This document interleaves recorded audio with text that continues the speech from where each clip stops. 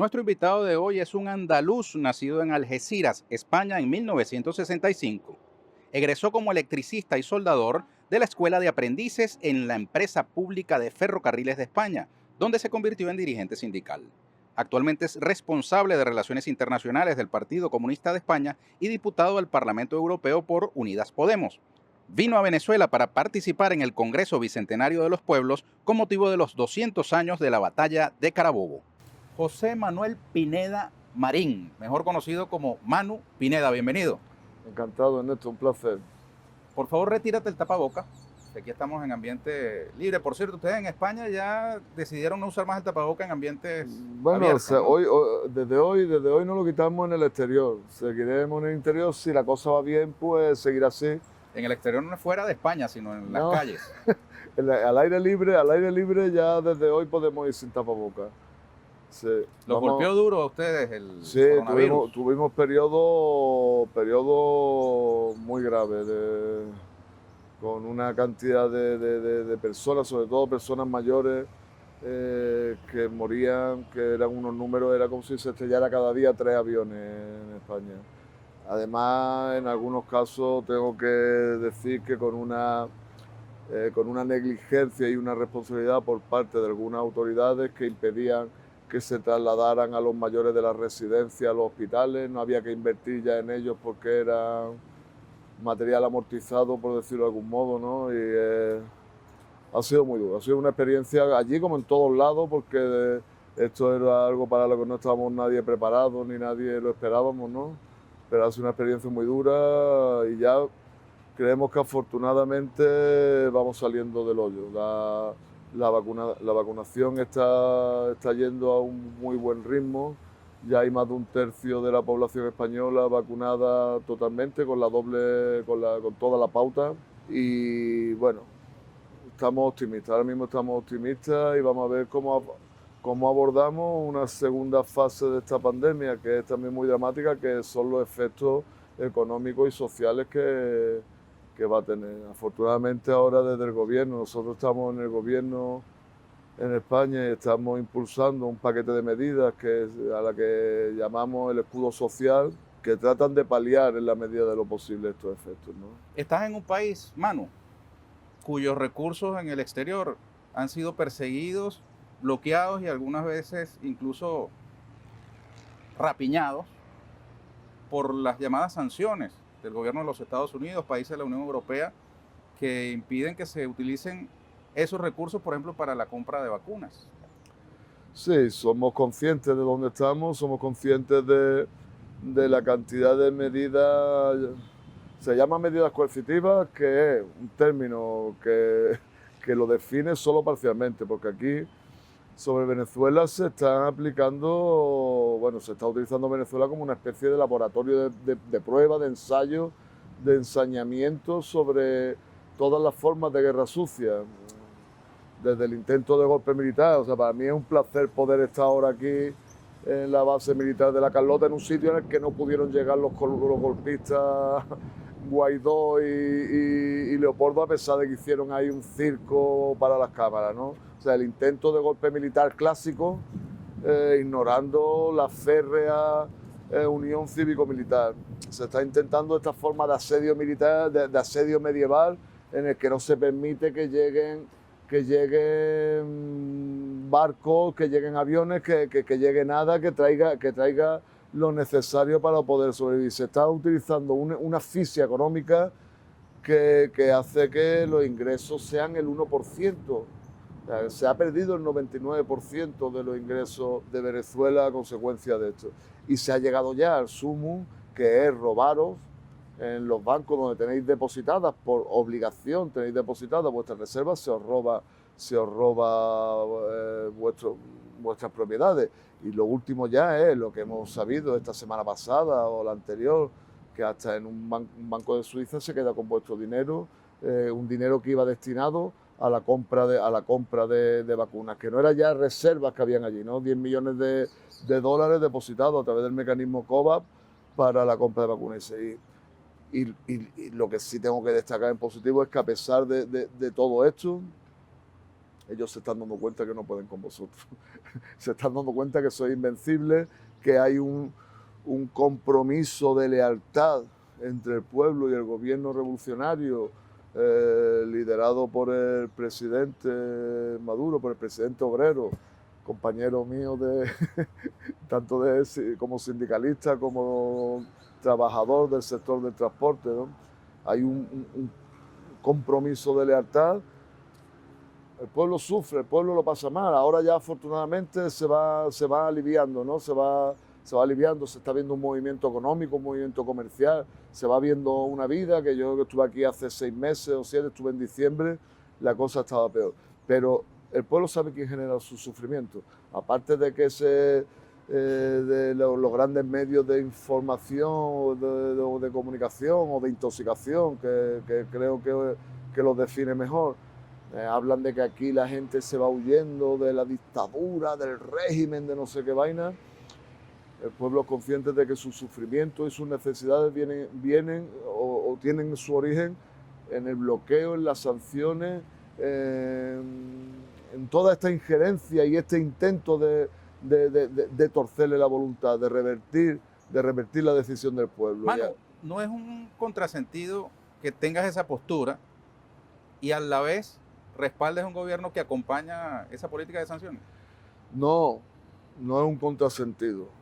Te explico. Nosotros tuvimos un debate muy intenso, muy duro, que generó muchas tensiones internas dentro de nuestro espacio político, de si debíamos entrar en el gobierno o no. Porque somos conscientes de que en el gobierno tenemos un socio peligroso. Pedro Sánchez, que es el presidente del gobierno, del que nosotros formamos parte, hizo una campaña, le dio un ultimátum, ese pequeño personaje le dio un ultimátum al gran Maduro, tiene 8 días para, ¿no? Vino, hizo una campaña por Latinoamérica presionando para que gobiernos latinoamericanos reconocieran al títere Guaidó como presidente. En fin, sabemos con quién nos sentamos en la mesa, no somos ignorantes, pero nuestro debate era, ¿somos más útiles estando dentro o estando fuera? Nosotros llegamos a un acuerdo programático sobre todo en lo interno, medidas sociales que nos está costando que cumplan, o sea, incluso los firmados nos está costando que cumplan. Necesitamos y le pedimos a la población, a la ciudadanía, a los trabajadores y trabajadoras, a los pequeños empresarios, a los autónomos, que se movilicen para que el gobierno, lo decimos nosotros que estamos en el gobierno, y los llamamos a que se movilicen para que el gobierno cumpla lo acordado. Y fuera de lo acordado hay determinados temas, como la política exterior, donde no se nos permite entrar. O sea, los temas que son columna vertebral del Estado, la política exterior, la interior, la de defensa, la economía, están para ello. Nosotros sabemos que es un terreno de juego peligroso. Somos conscientes incluso de que puede tener un coste en el apoyo popular nosotros. Pero tuvimos que valorar, ¿lo apoyamos gratis, que ellos hagan lo que quieran? ¿O entramos en el gobierno y tratamos de influir desde dentro del gobierno? No estamos consiguiendo el 100% de nuestros objetivos, pero estamos seguros de que estamos creando unas condiciones de vida para la mayoría trabajadora, para la mayoría social en España, mucho mejores que si no estuviéramos. Si a esto añadimos la pandemia, que eso obviamente no estaba en el programa, no estaba previsto, ¿no? Nosotros decimos, menos mal que estamos en el gobierno, ¿no? Porque nosotros desde el gobierno sí hemos lanzado una serie de medidas que están paliando, están aminorando, amortiguando los efectos de la pandemia sobre las capas más desfavorecidas.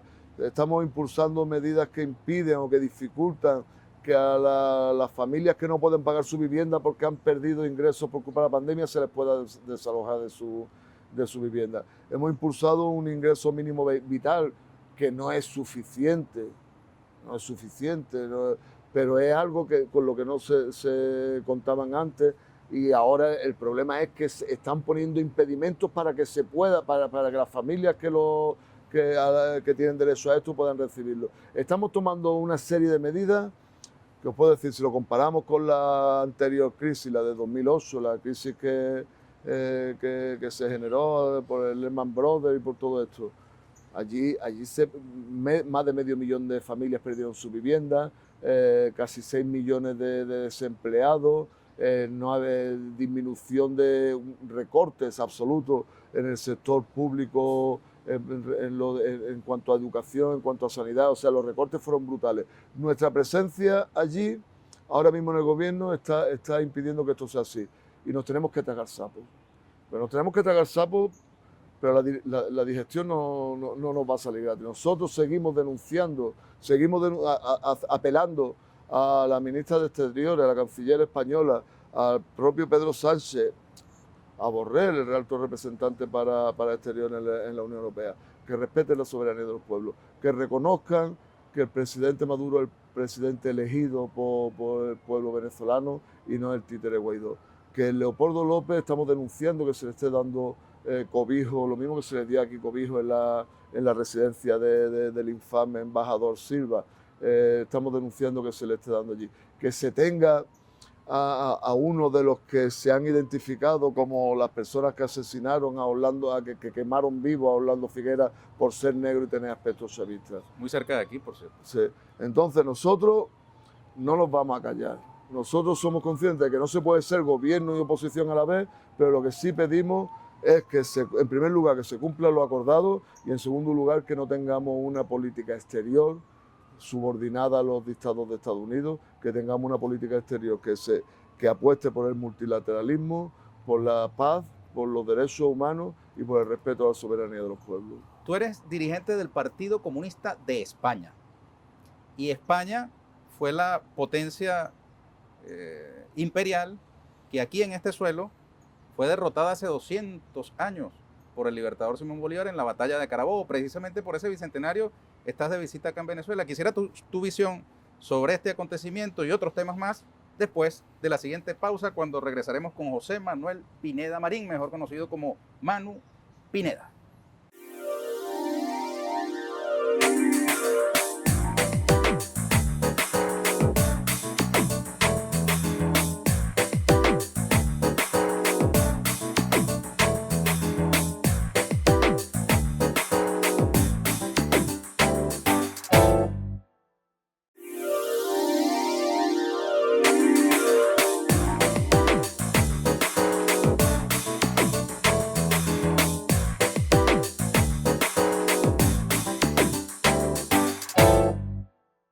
José Manuel Pineda Marín, mejor conocido como Manu Pineda. Tú eres diputado del Parlamento Europeo y allí seguramente te habrás encontrado más de una vez a un venezolano, el señor Leopoldo López Gil, padre de Leopoldo López, Sí. a quien tú mencionaste hace poco. ¿Cómo es esa relación con ese colega parlamentario europeo? No me lo encuentro alguna vez, me lo encuentro con muchísima frecuencia. Coincidimos en la Comisión de Asuntos Exteriores y en alguna otra comisión. Y en todo lo referente a América Latina, no solo a Venezuela. Él es el ponente por el Partido Popular Europeo, yo soy el ponente por mi grupo. Tengo que decir que es un personaje curioso, ¿no? Un personaje yo creo que tiene una obsesión enfermiza, que bueno, que para esas cosas hay pastillas y hay tratamientos, ¿no? Pero el problema es que lo va de algún modo arrastrando a su grupo parlamentario y a otros grupos de las distintas derechas que hay en el Parlamento a unas posiciones que no es que sean de derecha. O sea, yo entiendo que se puede ser de derecha y demócrata, ¿no? Pero es que lo están llevando a unas posiciones al ridículo, a un discurso filofascista, a una obsesión anti... O sea, nosotros hablamos allí de que el gobierno, o sea, los militares, la policía y los paramilitares colombianos están asesinando a su pueblo, y él sale a decir que Maduro es malísimo y que Maduro tiene la culpa de esto, ¿no?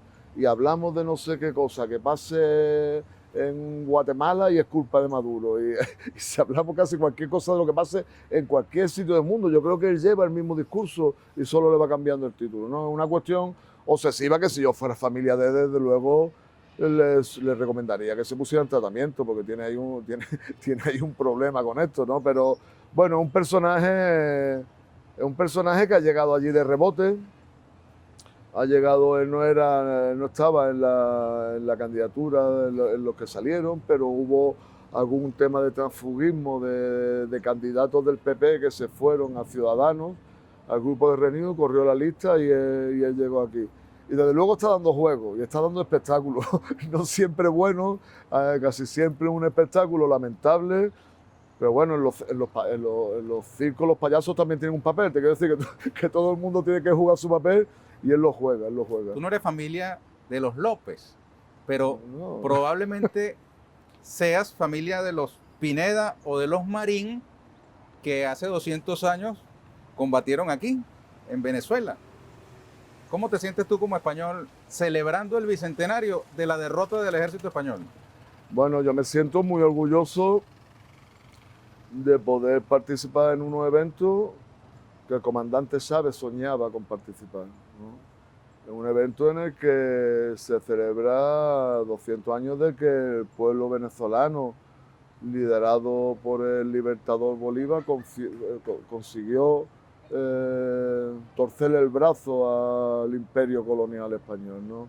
Y echarlo y quitarse la bota, quitarse el yugo y no quedarse en esto, sino que luego pues fueron liberando otros sectores de la Gran Colombia, ¿no? Para mí es un orgullo estar aquí. Yo no creo que tuviera yo antepasado en el ejército realista. No lo creo, sinceramente. Muchas veces cuando se me dice, hombre, es que vosotros vinisteis aquí a hacernos, digo, hombre, me lo estás diciendo tú que eres igual de blanco que yo y que estás aquí. Es más fácil que vinieran tus abuelos que los míos, ¿no?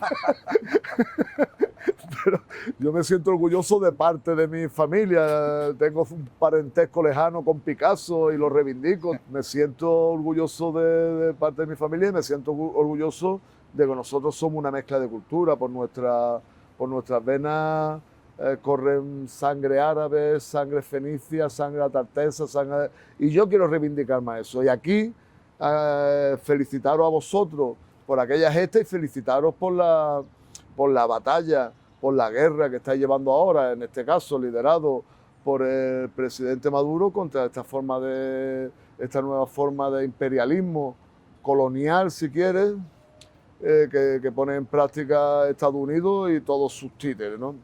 Entonces deciros que nosotros, independientemente de lo que hicieran nuestros ancestros, en caso de que lo hicieran, digo, en caso de que fueran míos, no de que hicieran lo que hicieron, se sabe bien lo que fue, ¿no? Mira, y la monarquía, pero digo, independientemente de eso, deciros que nosotros estamos con vosotros codo con codo, defendiendo los mismos objetivos, luchando contra el mismo enemigo y que así seguiremos. Por supuesto que la pregunta es una tremendura, porque la batalla de Carabobo no fue sino una batalla de ideas antes que una batalla de las armas. Como toda la batalla. idea que estaba siendo combatida no era el gentilicio español, era la monarquía y el coloniaje. Y las ideas de la república y de la independencia eran encarnadas por el ejército patriota, pero en sus filas, por ejemplo, estaba Vicente Campo Elías, que había nacido en España y era español y pasó al bando patriota. Y del lado realista, hay que decirlo, había venezolanos nacidos aquí, pero que estaban enrolados en la idea monárquica de la colonia. Así que no se trata de un tema de nacionalismo o de linaje, sino de ideas. Lo dejo claro. Tú sabes que nosotros seguimos teniendo una monarquía. Es que nosotros, es que es tremendo que España y otros países europeos vengan a deciros a los venezolanos que no tenéis una democracia y vosotros podéis elegir a vuestro jefe de Estado y yo no puedo elegir al mío. Mi jefe de Estado viene por línea dinástica. En primer lugar, al padre de este jefe de Estado actual lo designó el genocida Franco, designado a dedo, y este tiene el mérito de que determinado espermatozoide corrió más que otro, ¿no? Que viendo el resultado, si este fue el rápido, ¿cómo serían los lentos? Pero en fin, esto ya sería otro debate, ¿no? Entonces digo, nosotros no podemos, nosotros que tenemos todavía una jefatura de Estado sobre estos pilares. Hereditaria, ¿no? Entonces tú me dirás si podemos darle lecciones a nadie, ¿no? Digo, perdona el paréntesis, pero Sí, es sí, que no. hablamos de la monarquía española como en pasado y desgraciadamente no es pasado. Bueno, para nosotros, gracias a Dios, es Bueno, pasado, sí, ¿no? para nosotros todavía la padecemos a la monarquía y a sus desmanes, y a su corrupción, y a los espectáculos penosos que da en muchos ámbitos, ¿no? Por cierto que tienen el rey emérito dando noticias a cada rato, ¿no? ¿El rey emirato ha dicho? Sí, sí, lo tenemos, bueno, cada 2 semanas le aparece una cuenta en un paraíso fiscal y no pasa nada, ¿no? Hay como un halo protector, no solo sobre este hombre, ¿no? Sino sobre todo lo que supone la monarquía española. Y ahora que ya parece que no pueden seguir obviando, ocultando la corrupción, los robos realizados por el rey emérito, pues lo que tratan es de proteger al hijo, como no, es que este hijo, una cosa es lo que hacía ese y otra este es ejemplar, bueno, pues este se ve que no es tan ejemplar y que se ha estado beneficiando de los robos de su padre, ¿no? Al punto de que hasta los viajes de boda eran pagados parece que eran pagados con fondos que estaban en paraísos fiscales, que todos los hijos pues tenían una tarjeta, o todos los nietos, una tarjeta, una Black Card de las cuentas opacas estas, en fin. Lo que pasa es que aquí estamos en un periodo en el que la realidad es poco importante. Nosotros veíamos ahora, tú me contabas, ¿no? Cómo se está recuperando espacio público para el pueblo, pero eso no lo sabe la gente, ¿no? No sabe los avances sociales que estáis teniendo aquí, ¿no? La realidad es irrelevante y en España también es irrelevante que tengamos una monarquía corrupta. O sea, lo importante es el relato que te montan, ¿no? Y cómo te ponen a alguien en determinado momento para que digan un discurso que le han escrito y quede bien, y aquí parece que ese hombre es el padre de la democracia, ¿no? Y vosotros hagáis lo que hagáis para determinados sectores, vais a hacer un régimen sanguinario y brutal que os coméis a los niños crudos, ¿no? Entonces eso, para nosotros la principal batalla que podemos dar es: a nosotros no tenemos armas, ni queremos armas, eso no nos va a servir para nosotros, digo. A vosotros están sirviendo las armas, porque si no fuera por eso también la cosa estaba más, los intentos que hay necesitan que vosotros. Pero nuestras armas, las armas que tenemos nosotros es la palabra. Y tenemos que dar la batalla de la idea. Creo que era José Martí el que decía que es más difícil de derrotar una barrera de ideas que una barrera de piedras, ¿no? Nosotros tenemos que dar eso porque ellos sí están edificando sus barreras de ideas. Y nosotros no tenemos medios para edificar las nuestras ni para derrotar las suyas. En su tiempo, Manu, la figura de Bolívar fue satanizada, tanto aquí como del otro lado del Atlántico. Se le llamó loco, bandolero. De hecho, el tratamiento que daba la corona española al alzamiento, a la revolución de independencia, era de bandoleros, ¿no? Y sin embargo, hubo sectores en Europa en general que simpatizaron con Bolívar, con las ideas de Bolívar, que fueron muy avanzadas además para su época, abrevó de las grandes pensadores de avanzada de su tiempo. ¿Podemos hacer algún paralelismo entre la situación actual y aquella? Te lo digo por lo siguiente: la campaña feroz contra el bolivarianismo, tanto dentro como fuera de nuestro país, es notoria, y en España en particular se ha convertido digamos, hasta en una especie de caricatura. La señora Ayuso, por ejemplo, lo utilizó mucho como arma de ataque, ¿no? En su momento contra Pablo Iglesias, y decía algo así como que querían convertir a Madrid en Caracas, como si fuese esta ciudad algo negativo, ¿no?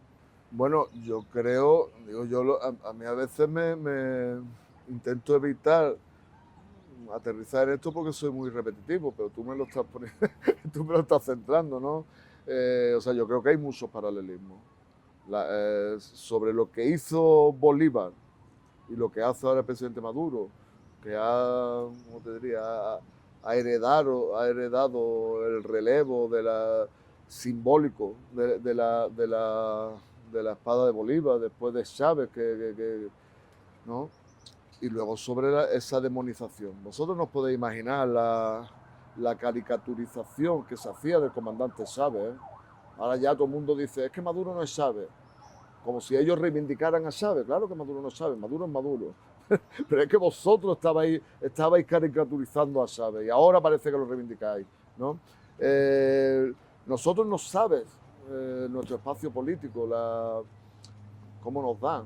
Somos los castrochavistas, somos los no sé cuántas, los narcos, no sé qué, en fin, sería imposible decirte la de apelativos cariñosos que nos ponen, ¿no? Pero sí, pero nosotros sacados del Quijote utilizamos mucho para esto una frase que le decía, creo que le decía Quijote a Sancho, que decía, ladran, luego cabalgamos. O sea, cuando ellos tienen ese objetivo obsesivo contra Maduro, es porque Maduro les escuece. Y efectivamente, el tema de Venezuela es política nacional en España. Política nacional. Yo creo que se habla de Venezuela más en España que en Venezuela. Pero es que lo trasladan al Parlamento Europeo, los políticos, los diputados de las derechas españolas lo trasladan al Parlamento también. Y tenemos ahora que como en 2 de cada 3 plenos del Parlamento Europeo hay un punto sobre Venezuela. Os pueden presentar una resolución y debate condenando a Venezuela por haber convocado las elecciones legislativas de diciembre del año pasado. Y se someten a debate y os condenan a los infiernos por haber convocado las elecciones. Luego os condenan por haberlas realizado. Luego por haber dado por buena la asamblea elegida. No, y eso hermano, una pregunta, ¿y eso es por permanente. ausencia de problemas en la propia Europa de las cuales Bueno, ocuparse? algún problemilla parece que tenemos, ¿verdad? Algún problemilla parece que tenemos. Lo que pasa es que a ellos les interesa desviar la atención. O sea, nosotros tenemos una Unión Europea que desde que nació se ha dedicado a adelgazarlo, a hacer lo contrario que vosotros, y por eso nos quieren a vosotros. Ni quieren a Cuba, ni quieren a China, porque tenéis otra forma de hacer las cosas, tenéis pequeños detalles de que hacéis política para el pueblo y ponéis la política por encima de la economía, y ellos quieren la economía por encima de la política, y el pueblo es una cosa que está allí que me estorba, ¿no? Entonces, claro que hay problemas. Nosotros tenemos desde el nacimiento de la Unión Europea, han habido varios efectos clarísimos. En primer lugar, el adelgazamiento de los estados. Nosotros tenemos unos servicios públicos cada vez más débiles. Las empresas eléctricas son todas privadas, las empresas telefónicas todas privadas. El sistema de salud, el sistema público de salud cada vez más débil y el privado cada vez más fuerte, porque se va derivando desde la propia Unión Europea y desde los estados, se va derivando hacia lo privado. En la educación lo mismo. Luego hay un trasvase de renta de las clases trabajadoras, de las clases populares, de las clases más desfavorecidas, cada vez son más pobres y los capitalistas, los grandes propietarios son cada vez más ricos. Cada vez hay más diferencia social entre ricos y pobres. Si todo eso es así, Manu, ¿por qué crece el voto de la derecha en España y en Europa en general? Bueno, esa es buena pregunta y la respuesta necesitaría mucho tiempo y ponernos quizá un poco cansinos. Pero tenemos varios motivos, ¿no? Yo creo, en primer lugar, es fácil entender la diferencia de miedo. Vosotros la entendéis perfectamente aquí, porque estáis sufriendo, ¿no? La diferencia de medios de uno y otro. Nosotros tenemos unos medios de comunicación que se llaman independientes, pero que no son nada independientes. Son unos medios de comunicación que tienen unos propietarios y esos propietarios tienen unos intereses. Y esos intereses no son ni los tuyos ni los míos. Y nosotros combatimos esos intereses porque queremos un mundo distinto. Y los medios de comunicación han tenido la capacidad de erigirse en el pensador.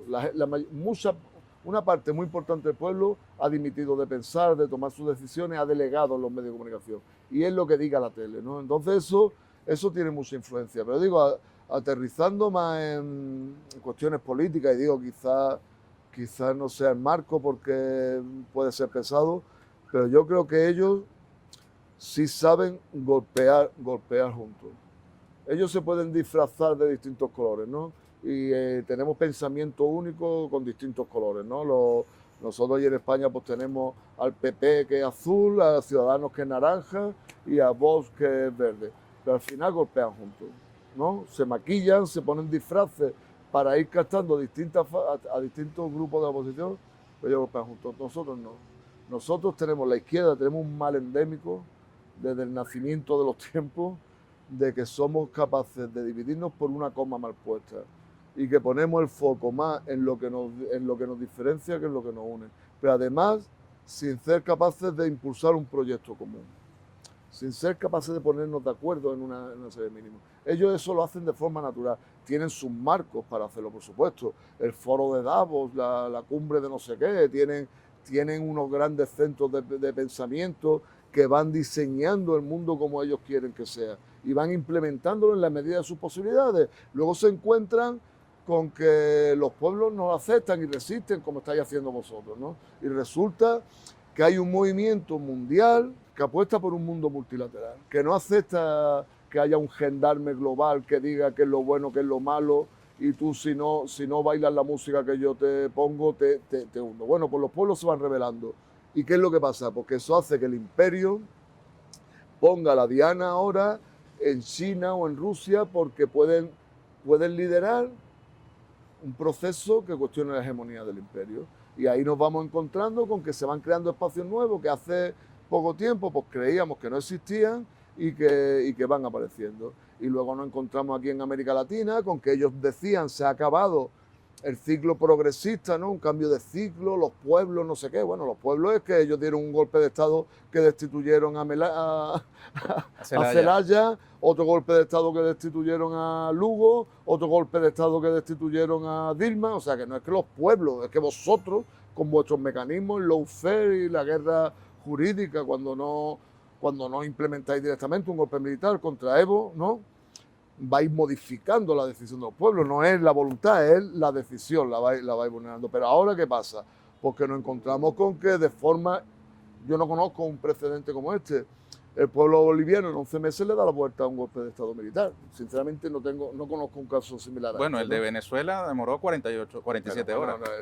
Es distinto. Vosotros hubo un conato en el que controlaron determinadas cosas, pero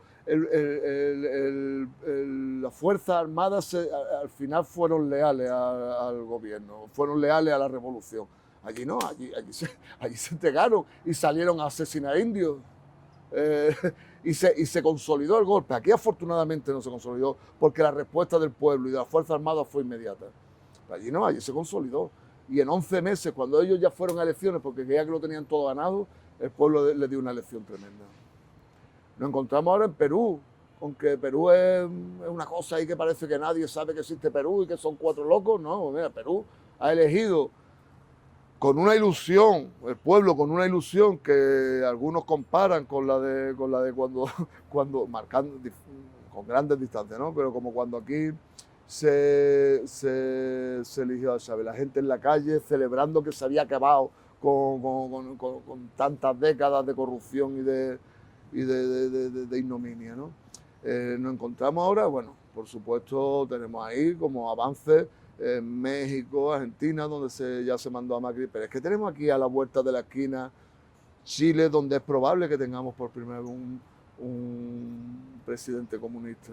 Es que tenemos Brasil, donde todas las encuestas dan como... Brasil no es ninguna tontería, donde todas las encuestas dan como vencedor a Lula. Tenemos a Colombia, que es probable que por primera vez en su historia tenga un gobierno no reaccionario, ¿no?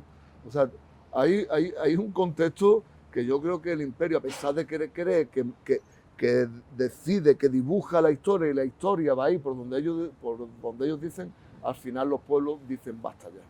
Tienes mapeada la situación política del continente americano, ¿no? Al menos de Latinoamérica. Lo intento, es parte de mi trabajo. Pero no es, digamos, la única de tus inquietudes. Vamos a ir a hacer una pausa, pero al regreso nos vas a contar cómo fue eso de tu tiempo viviendo en Gaza, en Palestina, durante los ataques israelíes.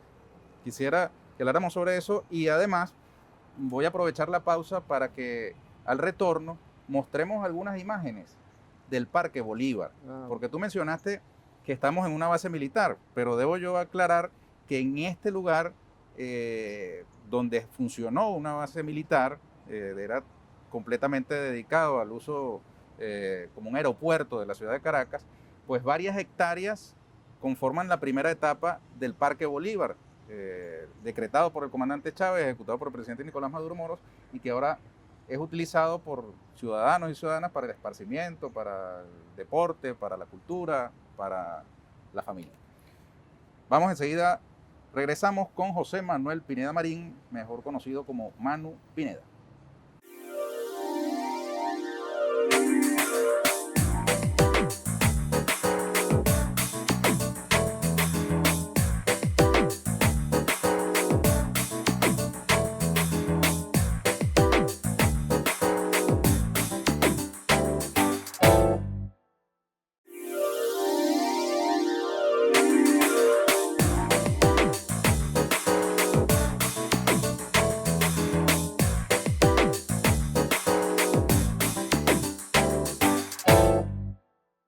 José Manuel Pineda Marín, mejor conocido como Manu Pineda, es diputado del Parlamento Europeo por Unidas Podemos, dirigente del Partido Comunista de España.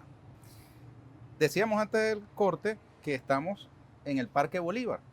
Es un fragmento de lo que históricamente fue y sigue siendo en su mayor extensión la base aérea Generalísimo Francisco de Miranda en Caracas. El comandante Chávez decretó que estas hectáreas se convirtieran en un parque y así el presidente Maduro lo ha ejecutado en su primera etapa, un espacio para las familias de Caracas que han sido incorporados al espacio público. En esta base aérea, como tú lo recordaste al comienzo, se dio aquel episodio según el cual el señor Guaidó y Leopoldo López habían entrado a la base militar el 30 de abril del año 2019. Al final se quedaron en el puente, ¿no? Pero ustedes allí en España, tan interesados que están en nuestros asuntos, hicieron de aquello el tema de aquel día, ¿no? ¿Tú creíste en aquel momento que estas personas habían entrado a la base militar? Cada uno tiene su fuente. Yo ahí me remitía a una persona de la que me fío mucho en el tema comunicativo, que es Madeleine. Madeleine García de Telesur. Madeleine nos dijo que no entraron y yo me lo creí, y llevaba razón Madeleine. Y ella no es que lo dijo y es un auto de fe, ella lo demostró aquí con vídeos que todo era una parodia, ¿no? Yo también partía de la confianza que tengo en una fuerza bolivariana democrática, una fuerza bolivariana que no se iban a poner nunca frente a su pueblo y frente a su revolución. Yo no descartaba que hubieran cuatro pendejos, iba a decir, pero eso está feo que lo diga, ¿verdad? Ya lo dije.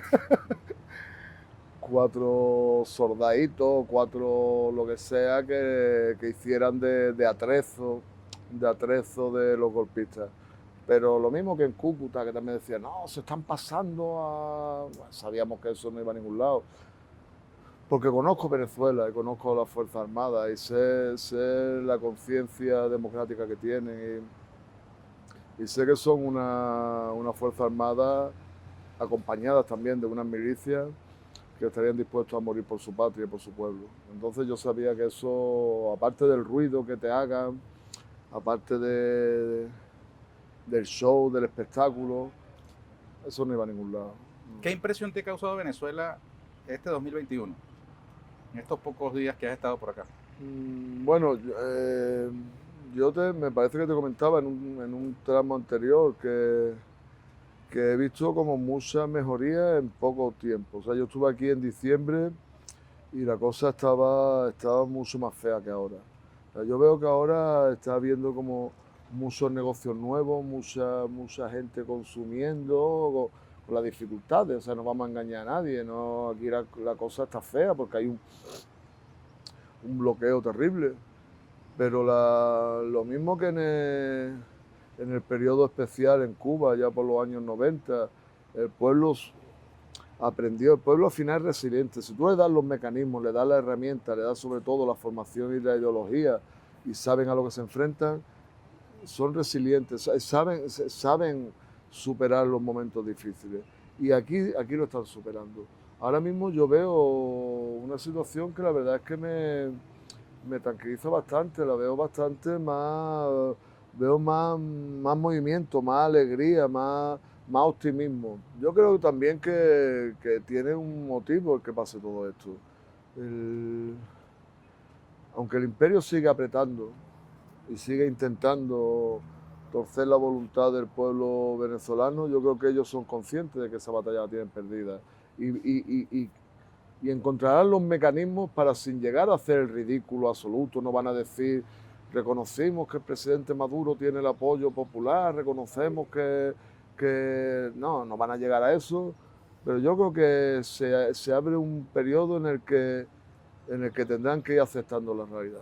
Mira, Manu, y estuviste 3 años en Gaza, en Palestina. ¿Hay algún paralelismo que tú puedas hacer entre lo que ha sucedido en Venezuela y lo que vive el pueblo palestino? ¿O te parece una exageración? No, hombre, sería una exageración decir que son lo mismo. No son lo mismo, son situaciones con cierta diferencia, pero con mucho paralelismo también. El pueblo palestino en general sufre una ocupación basada en la limpieza étnica y en políticas de apartheid, de segregación, desde hace 73 años. Y el pueblo palestino de la Franja de Gaza en concreto, una pequeña franja de tierra con la mayor densidad de población del mundo, porque no pueden salir ni entrar de allí. Allí todos los que van naciendo van echando piso. A una familia se le casa el hijo, echa un piso encima de lo que tenía. Van creciendo para arriba porque la tierra no da más de sí, pero sufren un bloqueo terrible, terrible desde el año 2007. Por algo parecido a lo vuestro, porque no se rinden, porque ellos se sienten palestinos, ellos son palestinos y quieren seguir viviendo en Palestina. ¿Cómo fueron esos 3 años tuyos allá? Bueno, son duros pero muy interesantes. Para mí ha sido una gran escuela. Yo creo que a mí me ha hecho crecer como persona, me ha hecho madurar, me ha hecho entender que muchas veces le damos importancia a cosas le damos muchísima importancia a cosas que tienen una importancia muy relativa. Allí aprende eso. Mi trabajo allí era de escudo humano. Allí a los palestinos en la zona oeste de Palestina, que Palestina es una tirita, así toda la frontera que da con los territorios ocupados en el 48. Esa es la parte agrícola de la Franja de Gaza, y allí a ellos no se les permite trabajar, les disparan, si se acercan a la valla les disparan directamente.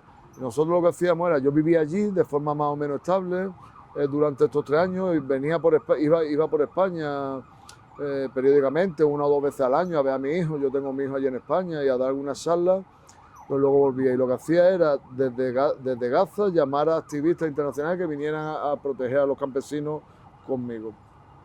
Y en el mar lo mismo, en el mar salíamos en los barcos con los pescadores, a los que también les disparan, los matan, les destrozan los barcos, los detienen. Y en el barco en el que íbamos nosotros, con nuestras banderas, yo llevaba la bandera republicana española, que yo creo que los israelíes cada vez que se acercaban pues pensarían que éramos rumanos o algo así, porque esa bandera no la tendrán en su... Y en el barco en el que íbamos nosotros, pues no mataban a los palestinos, disparaban al casco del barco, a las redes, al motor, pero allí no mataban.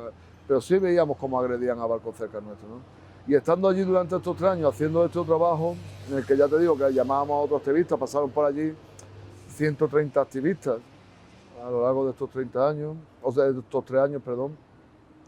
Pues he tenido la oportunidad de compartir con el pueblo de Gaza muchas cosas, entre ellas 2 agresiones israelíes. La del año 2012, en noviembre de 2012, bueno, yo no había estado en una guerra nunca, ni pensaba que iba a estar en una guerra nunca, ¿no? Entonces para mí eso fue una experiencia muy dura.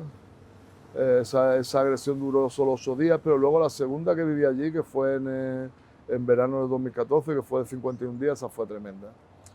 Y en esa íbamos, bueno, en primer lugar, con una chica venezolana que estuvo allí también en esta segunda agresión. Aguantó allí hasta después, o sea, yo ya me vine después, ya seguí allí un tiempo. Nosotros hicimos de escudo humano en un hospital al que amenazaron con bombardear, y lo bombardearon con nosotros dentro. Tuvimos que desalojar a los enfermos que estaban allí. Eran enfermos graves, enfermos con parálisis cerebral, en muy malas condiciones, y tuvimos que desalojarlos en medio de los escombros y del humo de los bombardeos, apilarlos en 2 ambulancias, que era lo que teníamos, y se nos murieron en el camino unos cuantos. Ya luego nos metimos en la ambulancia, y también para protegerla. O sea, el objetivo nuestro en la ambulancia no era sanitario, porque nosotros no éramos sanitarios. El tema era que estaban bombardeando ambulancias y se consideraba que si íbamos internacionales en ellas, pues no la iban a bombardear. Bueno, no bombardeaban en la que íbamos nosotros, pero sí siguieron bombardeando otras. Bombardearon 45. Eso te hizo famoso, Manu, toda esa experiencia. Sí, eso nos permitió acceder a los sitios bombardeados inmediatamente, ver cómo cuando decía el presidente de Estados Unidos y por lo tanto todos los títeres suyos que Israel se estaba defendiendo de terroristas, nosotros cogíamos con nuestras manos los cuerpos de esos terroristas, que eran bebés de 3 meses, con el cráneo reventado, con la masa encefálica fuera del cráneo, cuerpos en el que cogíamos los brazos por un lado, las piernas por otro, el tronco por otro, los metíamos en una bolsa sin tener ni siquiera la certeza de que los brazos, las piernas y el tronco fueran de la misma persona. Eso es una experiencia que es muy dura, pero que te permite ver los niveles de manipulación informativa como son, y que no tienen líneas rojas a la hora de defender a los asesinos y criminalizar a las víctimas. Oye, una experiencia humana terrible, ¿no? Sí, sí. Y al mismo tiempo te hizo famoso eso. Bueno, me hizo famoso. Esa experiencia, ¿no? me dio alguna visibilidad, sí, me permitió, hombre, al ser el único español que estaba allí, pues los medios, incluso medios no afines, pues no tenían más remedio que hablar conmigo.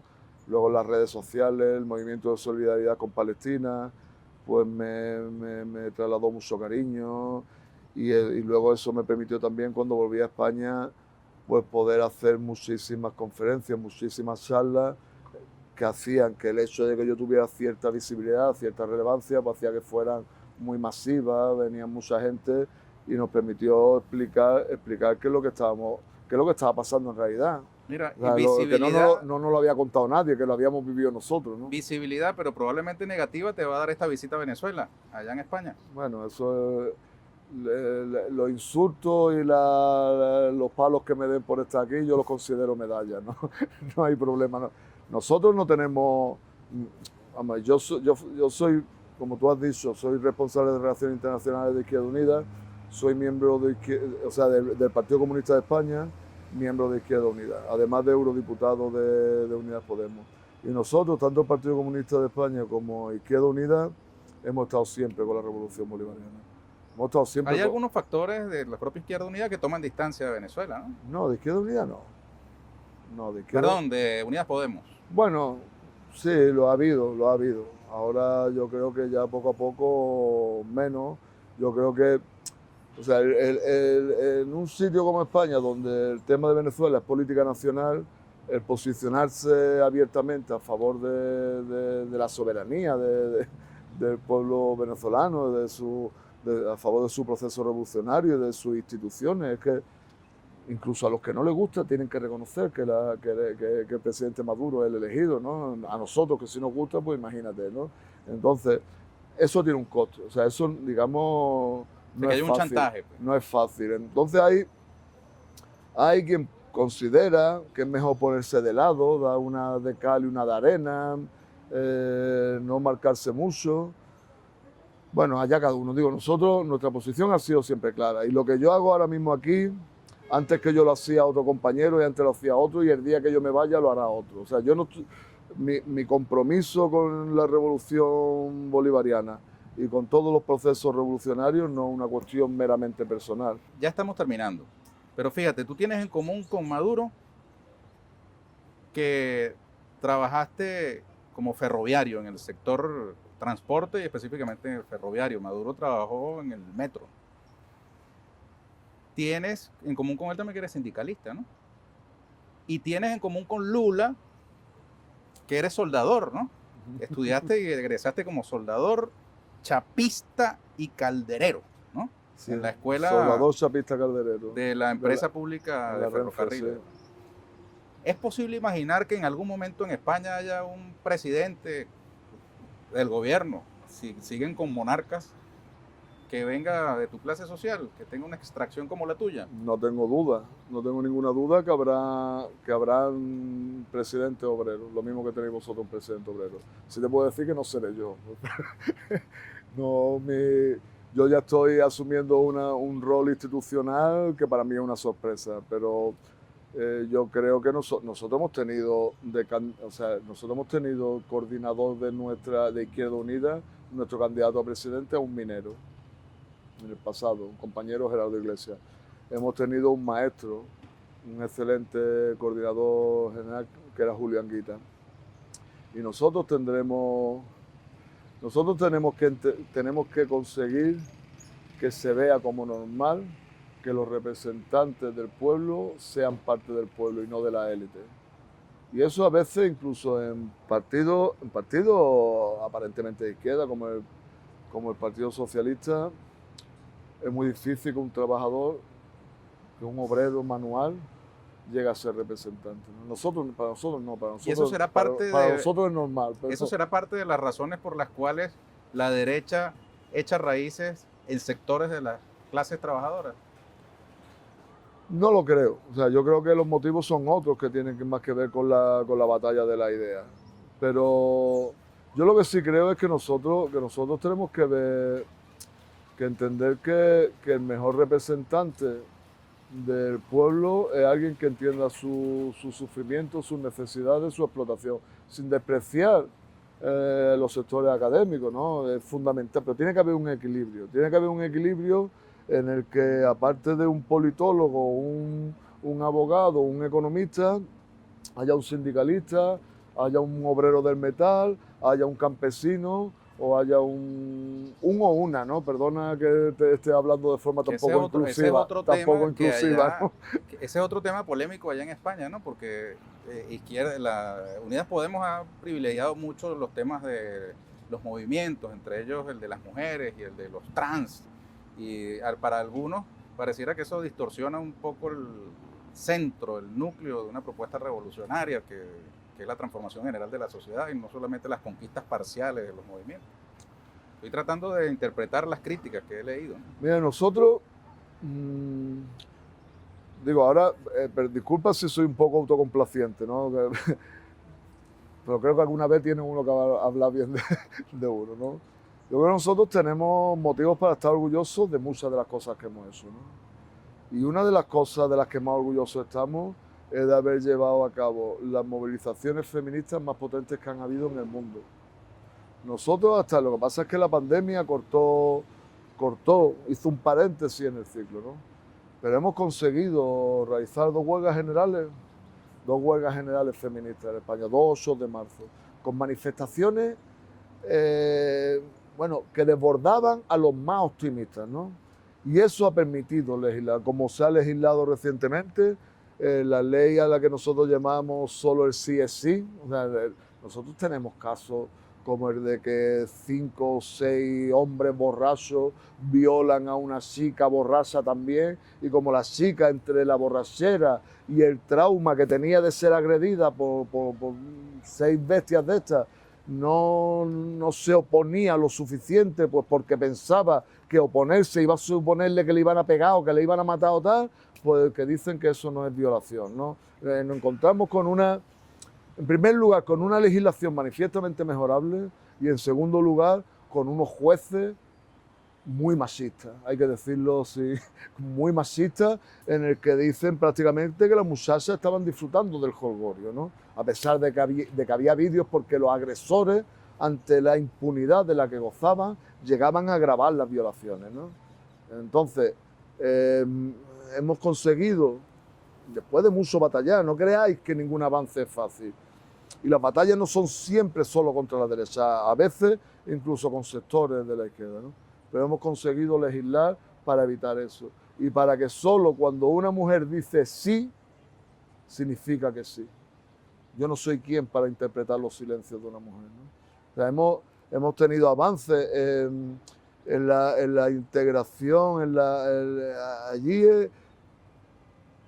los avances no se dan solo en un decreto. O sea, tú puedes decretar mañana que se acaba el machismo y no acabas con el machismo. Luego tú tienes que trabajarlo eso, ¿no? Estamos trabajando en la participación efectiva, no teórica, efectiva de la mujer en la toma de decisiones, en todos los ámbitos de la vida pública. Y yo creo sinceramente que eso sin nuestra presencia no es que no se hubiera conseguido, no se hubiera ni planteado. Manu, terminamos. Cerremos con un mensaje para las venezolanas y venezolanos. Bueno, pues nada, queridas hermanas, queridos hermanos, camaradas todos, deciros que una vez más estoy en Venezuela, que me siento en casa, que es un placer poder estar con vosotros, que estoy muy orgulloso de compartir con vosotros este espacio porque soy un pueblo ejemplar, un pueblo que tiene un compromiso de lealtad con su revolución que los de enfrente no conocían y además no pueden entender. Aquellos que solo se mueven por intereses espurios no pueden entender cómo un pueblo es capaz de hincar la rodilla en tierra defendiendo su libertad. Ningún pueblo que ha sido esclavo y ha roto las cadenas va a aceptar volver a ser esclavo. Vosotros sois un ejemplo claro de eso y nosotros estaremos con vosotros hasta la victoria siempre. Gracias, Manu. Muchas gracias a vosotros. Te pido, por favor, colócate el tapaboca para yo retirarme el mío y decirle a nuestras usuarias y usuarios que hemos llegado hasta el final, pero los invitamos a una nueva emisión de Aquí con Ernesto Villegas, siempre con muchísimo respeto por usted. Hasta la próxima.